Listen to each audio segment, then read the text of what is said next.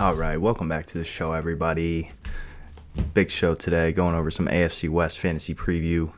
Very exciting stuff. A lot of big names, a lot of fantasy players that are definitely going to be contributing to your team in this division. And let's get right into it, man.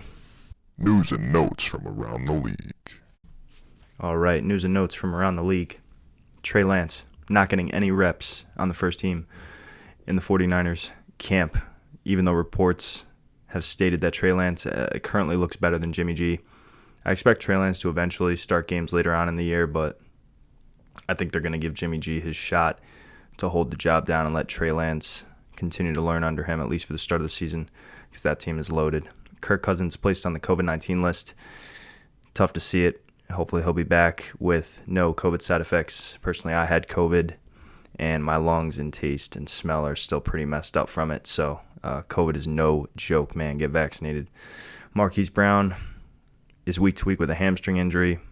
Reports out of camp are that Sammy Watkins looks really good. This is about the 19th year in a row that we've heard that, but if Sammy Watkins can stay healthy when he is healthy, he's a good player.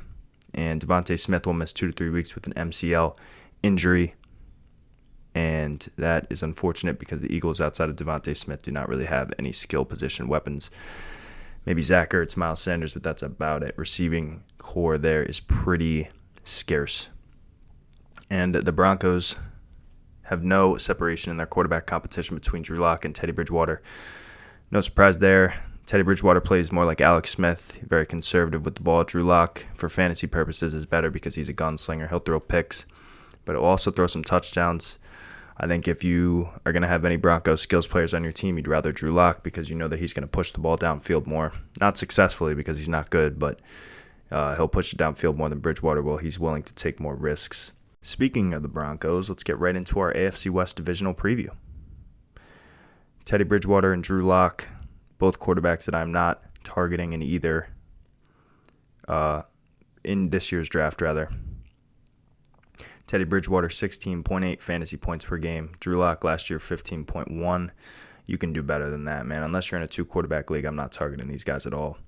The running back room is pretty crowded. Melvin Gordon finished as the RB14 last year. If you had him, you know that it was a bumpy ride. He was a very consistent, solid RB2, but nothing more.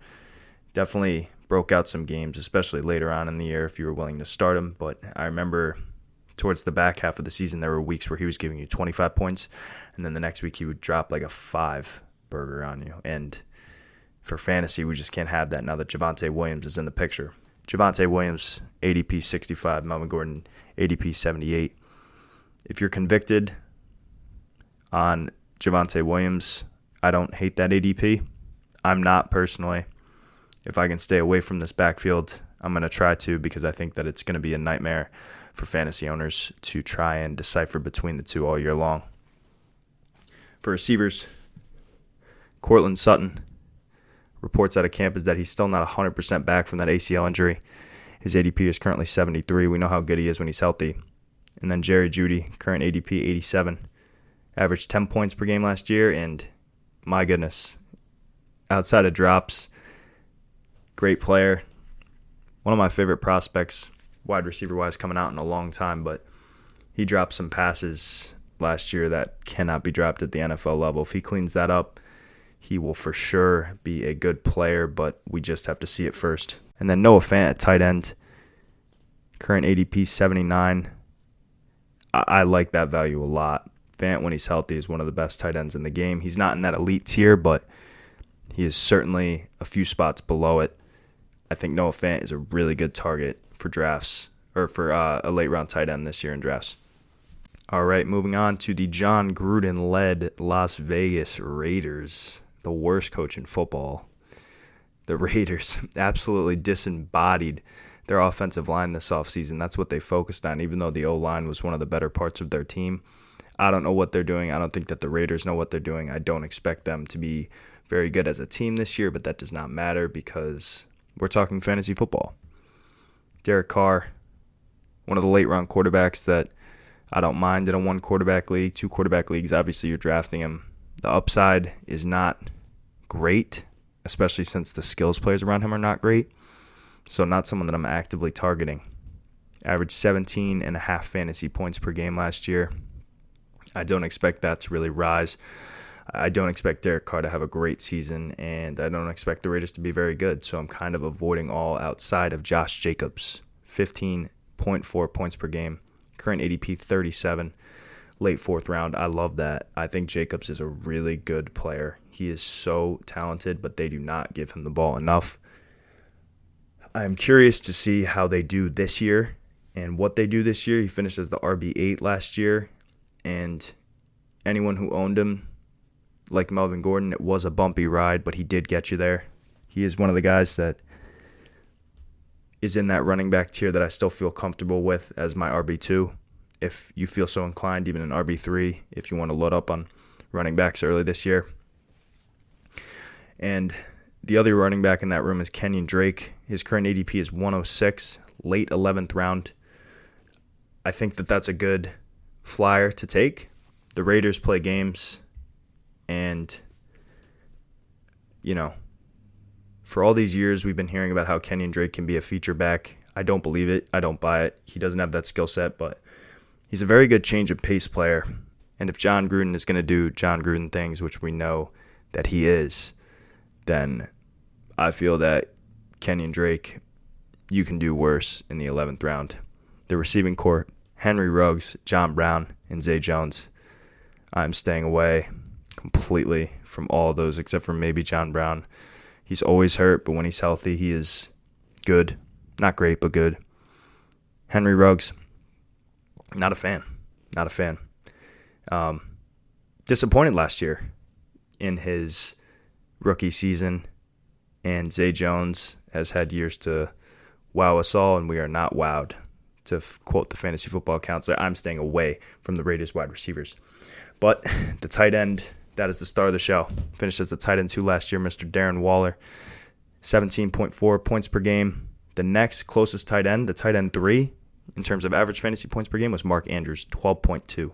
So he averaged 5.2 more fantasy points per game than the third-ranked tight end last year. That just shows you how good Darren Waller is. The offense runs through him. There are very few tight ends in the NFL where the offense runs through the tight end.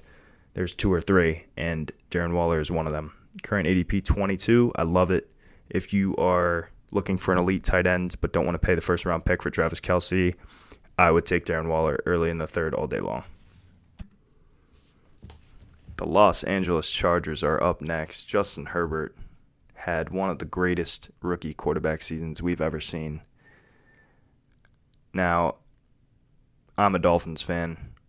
It pains me that they didn't take Herbert when they had the chance. As much as I love Tua, I think Herbert should have been the pick. I was slamming the table for Tua. I love Tua. Still do. Think he's going to have a great year, but if Justin Herbert showed us what he did last year, then it looks like he should have been the pick, but I digress. We'll see this upcoming season. Year 2 is always a big year for quarterbacks. Justin Herbert has never been a winner. Tua has. And it seemed that the Chargers were not very good last year. That's not to say that Herbert wasn't a factor in them not being very good. He was really good. But I do remember watching the New England Patriots and Bill Belichick absolutely obliterate Justin Herbert when they played them 45-0. And then I remember next game, the Patriots went down to South Florida, and Tua absolutely sliced and diced. Not that we're going to get into the Tua versus Herbert debate, but I think that the last 2 games that the national media saw Tua is the reason that everyone thinks that he's not amazing. But I digress. Year 2, a lot of football to be played this year. Last year is last year, and it's over with. Anyways, Justin Herbert is a really good option at quarterback. 22.9 points per game last season, had a stellar rookie year. All his weapons are back and healthy. Current ADP is 57, late 6th round. If you are a guy or gal who wants to get an elite upside quarterback but doesn't want to pay up in the 3rd or 4th round, I think Justin Herbert's a great option. Going to be handing the ball off to Austin Eckler. ADP of 12 right now. I am not paying that. My goodness. The injury history and the fragile frame is just too much for me to want to pay for Austin Eckler, 16.5 points per game. When he's healthy, he's a beast. He's an RB1, but I just can't pay that ADP with the injury history, man. And then Justin Jackson flashed a little bit, but he's obviously a handcuff. Keenan Allen, the best route runner in the game, 17.5 points per game last year. Current ADP, 27. I think that he's one of the biggest values right now in the draft. When Keenan is healthy, he is a locked and loaded wide receiver 1. And then Mike Williams, 10.3 points per game last year. And it's training camp season when the reports are coming out about how great Mike Williams looks. He's kind of like Devontae Parker, but on the Chargers. Everyone always talks about how elite he is, how great he is, but I need to see it more consistently than we do. I just do. And I don't mind him as a late-round flyer because you're not going to have to pay up to get him, but not someone that I'm targeting. I know that there's plenty of guys or plenty of analysts, rather, that absolutely love Mike Williams. I am not one of them. And then Jared Cook, throw a dart. Throw a dart, maybe a sleeper, but not someone that I'm targeting. And then the Kansas City Chiefs, led by none other than the greatest quarterback in the game currently, Patrick Mahomes, 25.4 fantasy points per game. Current ADP, 19th overall. Fine. He might be worth that ADP because when he's right and Andy Reid and that offense is clicking, he can drop 40 points, no question. No question. And that's in regular scoring, let alone 6-point passing touchdowns or, any crazy bonus leagues that you might be in. I think Mahomes is worth that ADP. I won't be paying for that. In one quarterback leagues, do not ever pay up for quarterback, but I think that you can definitely talk yourself into that ADP. Clyde Edwards-Helaire, the guy that everyone was taking in the first round last year for some weird reason. It was rough. He was just the most solid RB2 ever. Never really gave you like a 30-point game. Really consistent, but nothing crazy. 13.5 points per game last year. Current ADP is 25. I think you can do better. I would rather have a Swift or a Dobbins or a Najee Harris, even though he's shooting up draft boards, than I would a Clyde Edwards-Helaire. But Tyreek Hill, that's someone that I absolutely love. Current ADP of 10. Finished as a wide receiver 2 last year, 21.9 points per game. Obviously had that absolutely massive blow-up game in the regular season against Tampa Bay last year where he had 60 points or something crazy like that. And it was like all in the first half. One of the best talents in the game. He is so much fun to own, so much fun to watch. And if you're not going to go running back early and you have that 10-11 turn, or you're at the 12-13 turn, if you're playing a 10 or a 12-team league, I think that Tyreek Hill is definitely a guy that I would target. And then Mecole Hardman could be a sleeper. We always hear about how great Mecole Hardman looks. I just don't think that he's ever really rounded into a professional level receiver. He's really fast. He's a good punt returner, but he's had 3 or 4 years now of potential injuries to Sammy Watkins when he was there, Demarcus Robinson when he went down a while back, and I think that we just haven't seen it. And so if we haven't seen it by the 3rd or the 4th year, I don't know if we'll ever see it. I don't hate him as a late-round flyer, but nothing more than that. And then Travis Kelce, current ADP of 8. Wow, we have not seen a tight end go in the first round in a while. He might be the one player that is worth a first-round selection, maybe at the back half of the first, but I'm not taking him over guys like Kamara, Henry, Zeke, Cook, McCaffrey. Don't do that. But if you are at the back half of the first round and you're staring at guys like Joe Mixon, Aaron Jones, Austin Eckler, I think that you can talk yourself into Travis Kelce as a first-round pick, a late first-round pick. 20.9 points per game last year, 3.5 points better than Waller, than the second-best tight end. He was 3.5 points better on a points-per-game basis than the second tight end. I mean, those two guys are unbelievable. I'm very excited to see Kittle return, and I'm curious as to if there will be another tight end that joins that company.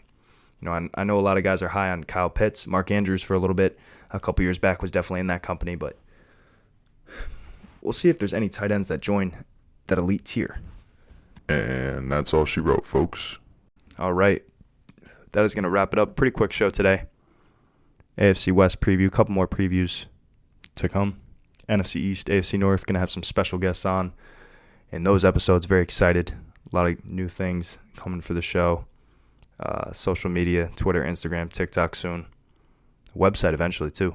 A lot of exciting things. Thank you guys so much for listening. And keep killing it. Keep studying. Drafts are almost here, and so is football season, baby. See you guys later.